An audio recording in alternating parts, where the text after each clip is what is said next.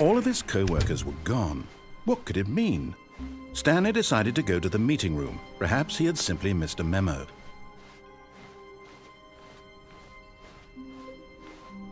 When Stanley came to a set of 2 open doors, he entered the door on his left. This was not the correct way to the meeting room, and Stanley knew it perfectly well. Perhaps he wanted to stop by the employee lounge first, just to admire it. And here it was, the lounge. What a room, Stanley thought to himself. What a room, what a room, what a room. This is what Stanley thought. What a room. What a room, what a room. What a room. Va-va-voom. What a room. But eager to get back to business, Stanley took the first open door on his left.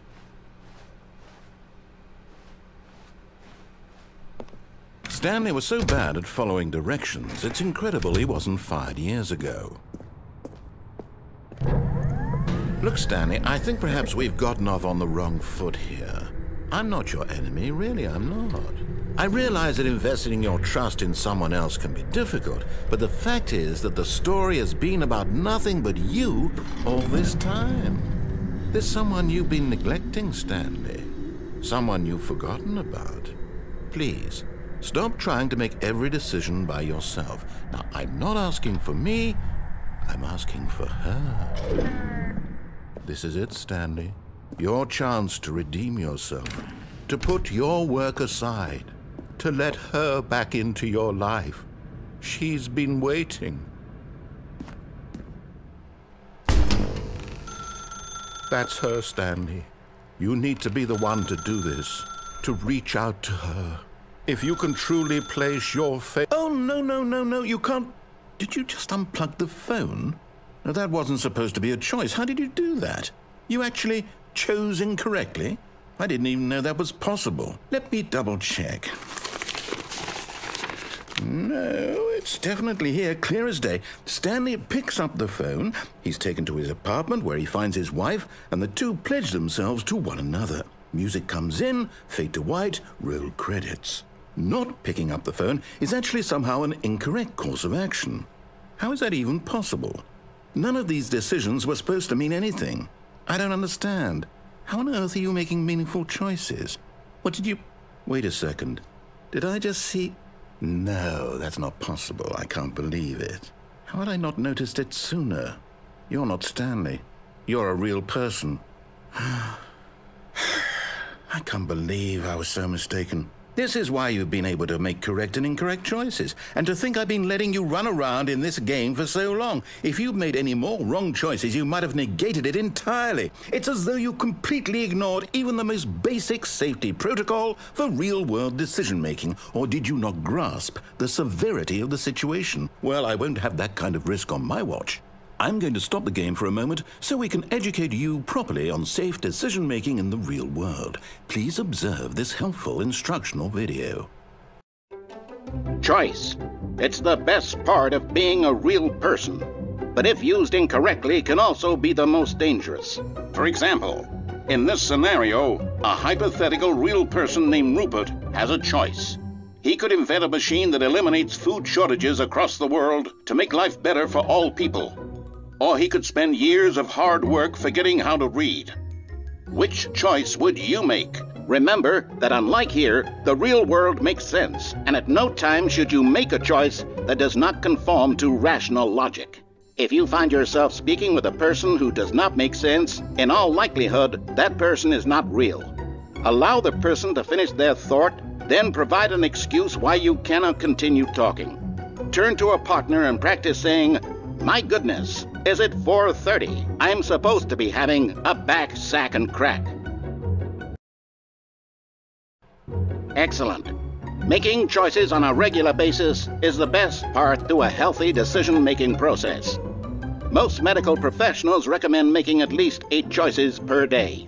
Do you make more than 8? Less?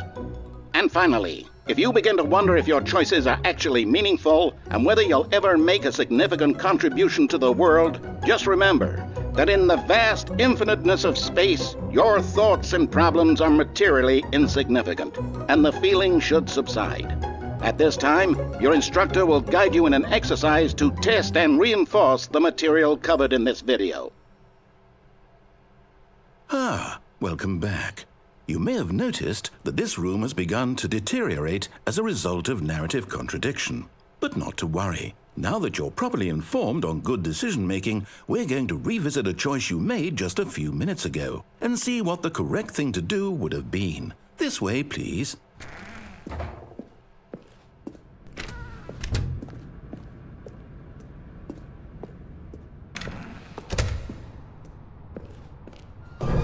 Now that we know your choices are meaningful, we can't have you jumping off the platform and dying.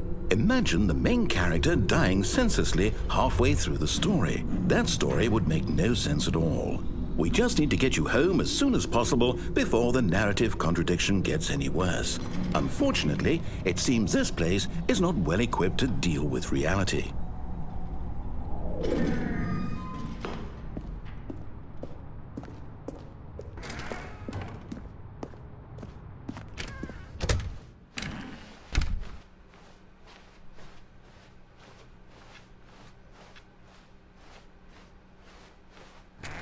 Almost there. You'll take the door on the left, back to the correct ending, the story will have resolution once again, and you'll be home free in the real world.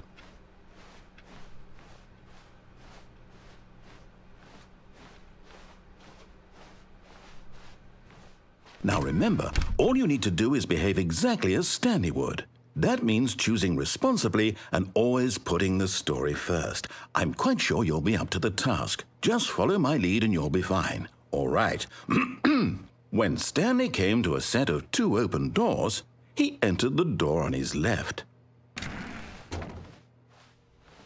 No! Why did you do that? Quickly, hurry back in the other direction. Perhaps we're not too late.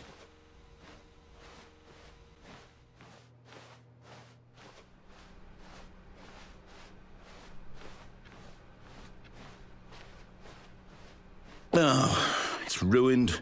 I can't believe, after everything we talked about, that my story, you've destroyed my work. Why? For what? What did you get out of that? What did you think was so special about seeing the game undone, left here like so much garbage? It's worthless now. And what am I supposed to do? Even if there were a way to continue, would it be worth it? To know that my story is now incorrect? How can I go back to that? I can't erase that knowledge. I'll have to live with it forever, reliving its impossibility forever. I couldn't live that way. Is it better to shut the game down entirely? To willingly destroy all of my work? I don't know. What's the answer? What do I do? What do I do? What do I... No, I have to. I have to shut the game down. I have to. I have to.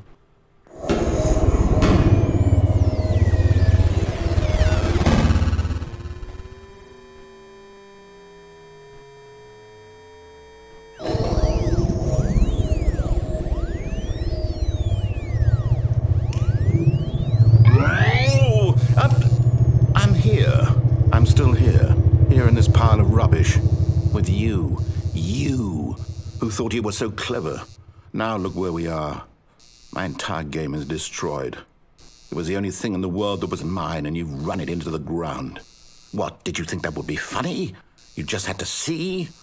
Didn't I impress upon you how important it was to be like Stanley? He actually knows how to do what I tell him to. He understands that if I say to do something, there's a damn good reason for it. That thought hadn't even occurred to you, had it? That there's a world outside of you? You're a child. Oh, my story. If you'd just gone through the door on the left, you would have seen it. There was a whole underground facility. You would have destroyed it and been victorious. It would have been so perfect. I worked so hard on it. I tried so hard to make... Behave exactly as Stanley would. That means choosing responsibly and always putting the story first. I'm quite sure you'll be up to the task. Just follow my lead and you'll be fine. All right. When Stanley came to a set of 2 open doors, he entered the door on his left. No! Why did you do that? Quickly, hurry back. is behave exactly as Stanley would. That means choosing responsibly and always putting the story first. I'm quite sure you'll be up to the task. Just follow my lead and you'll be fine. All right. When Stanley came to a set of 2 open doors, he entered the door on his left.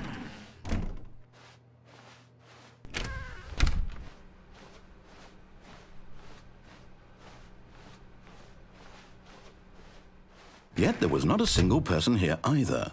Feeling a wave of disbelief, Stanley decided to go up to his boss's office, hoping he might find an answer there.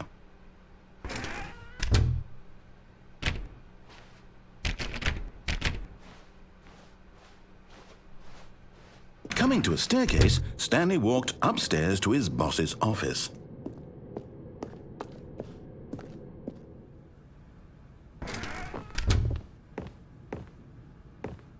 Stepping inside his manager's office, Stanley was once again stunned to discover not an indication of any human life. Shocked, unraveled, Stanley wondered in disbelief who orchestrated this, until he saw the door with a voice receiver next to it. Surely behind this door lay all the answers to his questions. And beyond all probability, he knew the passcode. He had seen it on his boss's computer just last week. Nightshark 115. Was this the code to open the door? Would it still work? There was only one way to find out. Stanley had been trained never to speak up, but now he would draw from within himself the courage to face the unknown. He drew a sharp breath and then spoke the code.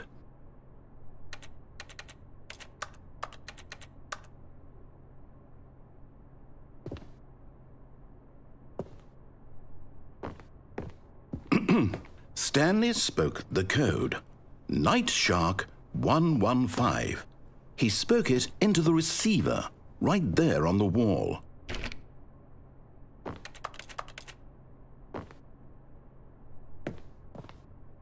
I'm sorry, is there a problem? You didn't mishear me, did you? Please speak the code into the receiver. Otherwise we can't get on with the story. This is a crucial step.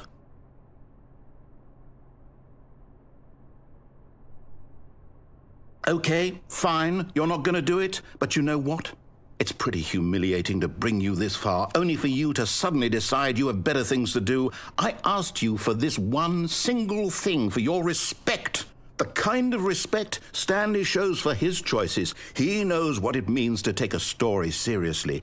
If you didn't want to see what I had to show you, then why did you come here? You had a choice, you know. You could have gone through the door on the right. You could have done whatever the hell you wanted over there. Why did you come this way? Speak. Say something to me. Explain yourself, you coward. You...